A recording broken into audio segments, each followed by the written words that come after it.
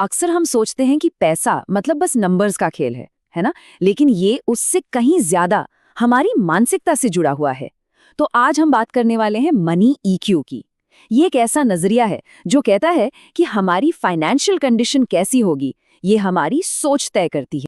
तो चलिए money EQ को लेकर जो कुछ कॉमन सवाल उठते हैं ना, उनके जवाब ढूंढते हैं।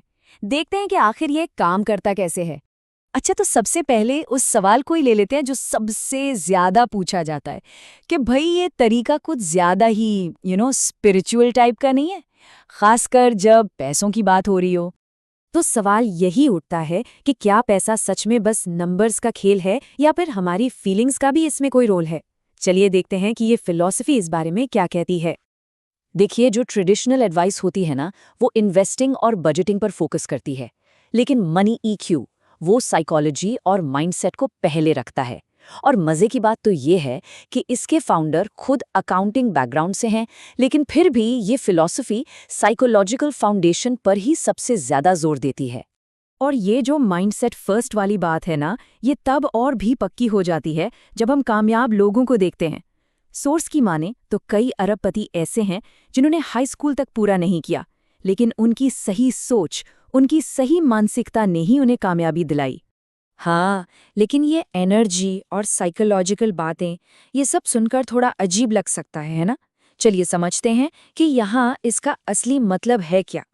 तो देखिए, यहाँ एनर्जी का मतलब कोई जादू टोना नहीं है।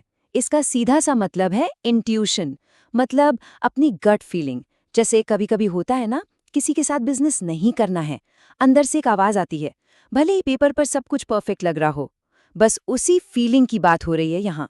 ठीक है, अब एक और बड़े सवाल पर आते हैं। ये आइडिया जापान से आया है, तो क्या ये दूसरे कल्चर्स में भी उतना ही काम करता है? मतलब क्या पैसे के साथ हमारा जो रिश्ता है वो हमारे कल्चर पे डिपेंड करता है, या फिर ये एक यूनिवर्सल ह्यूमन एक्सपीरियंस है जो हर जगह एक जैसा ही होता है? इस फिलॉसफी का मानना है कि पैसे को लेकर हमारी फीलिंग्स, हमारा डर, हमारी उम्मीदें, ये सब यूनिवर्सल हैं। जब विदेशों में भी मनी काउंसलिंग की गई तो पता चला कि लोगों की प्रॉब्लम और उनके सल्यूशन देश कोई भी हो, लगभग एक जैसे ही हैं। अच्छा, अब आते हैं कुछ प्रैक्टिकल सवालों पर, जैसे इसमें टाइम कितना लगता है और जो रिजल्ट्स का वादा किया जाता है वो क्या सच में मिलते हैं? मतलब सिर्फ 3 हफ्तों में क्या सच में कोई बड़ा बदलाव आ सकता है? ये सवाल मन में आना तो लाजमी है। यहाँ एक बहुत इंटरेस्टिंग कॉन्सेप्ट है। ये कहते हैं कि जो लाइफ चेंजिंग इंसाइट होती है ना, वो एक पल में आ सकती है। वो आहा मोमेंट बस 1 सेकंड का होता है। हाँ, पूरी जिंदगी को बदलने में भले ही थोड़ा वक्त लग जाए। और ये जो 21 दिन का प्रोसेस है, वो इसी पावरफुल इंसाइट तक पहुंचने के लिए डिज़ाइन किया गया है। इसमें होता क्या है, पहले पैसों के साथ अपने पास्ट को देखा जाता है, फिर अपने प्रेजेंट रिलेशन को चेक किया जाता है, और आखिर में अपने फाइनेंशियल फ्यूचर के बारे में सोचा जाता है। और अगर कोई ये सोचे कि मेरे पास टाइम कहाँ है, मैं तो बहुत बिजी हूँ, तो उसका भी जवाब है, ये प्रोग्राम सिर्फ रोज के 5 से 20 मिनट मांगता है। मतलब इतना तो कोई भी अपने रूटीन में फिट कर सकता है, शायद ट्रैवल करते हुए ही कर ले। बल्कि यहाँ एक और मजेदार तर्क दिया गया है, वो ये कि बहुत बिजी होना ही इस बात का साइन है कि इस माइंडसेट वर्क की सबसे ज्यादा जरूरत है। क्योंकि दुनिया के सबसे अमीर लोग बिजी नहीं होते, वो टाइम को कंट्रोल करते हैं, टाइम उन्हें कंट्रोल नहीं करता। चलिए अब इस फिलॉसफी को एक बहुत ही रियल वर्ल्ड प्रॉब्लम पर लगाकर देखते हैं, क्रेडिट कार्ड का कर्ज। तो सवाल ये है कि क्या ये mindset first approach credit card के भारी भरकम कर्ज जैसी प्रॉब्लम में सच में कोई मदद कर सकता है?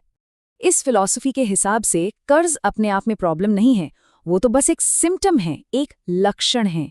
असली जड़ तो 2 चीजों में है, एक नॉलेज की कमी और दूसरा पैसे के साथ एक खराब रिश्ता। तो लक्ष्य ये है कि नॉलेज और माइंडसेट की इस नींव को ही ठीक कर दिया जाए, क्योंकि जब जड़ मजबूत हो जाती है तो कर्ज चुकाने और सेविंग्स करने जैसे प्रैक्टिकल स्टेप्स अपने आप ज्यादा इफेक्टिव हो जाते हैं। तो कुल मिलाकर मनी ईक्यू क्या है? ये कहता है कि माइंडसेट सबसे पहले आता है। पैसे के साथ हमारा जो रिश्ता है वो एक यूनिवर्सल एक्सपीरियंस है, और असली बदलाव सिर्फ टाइम से नहीं बल्कि एक गहरी समझ या इनसाइट से आता है। एक ऐसी समझ जो प्रैक्टिकल प्रॉब्लम्स को उनकी जड़ से सुलझा सकती है। और आखिर में एक सवाल जो हम सबको खुद से पूछना चाहिए, पैसे के साथ हमारा रिश्ता आखिर है कैसा?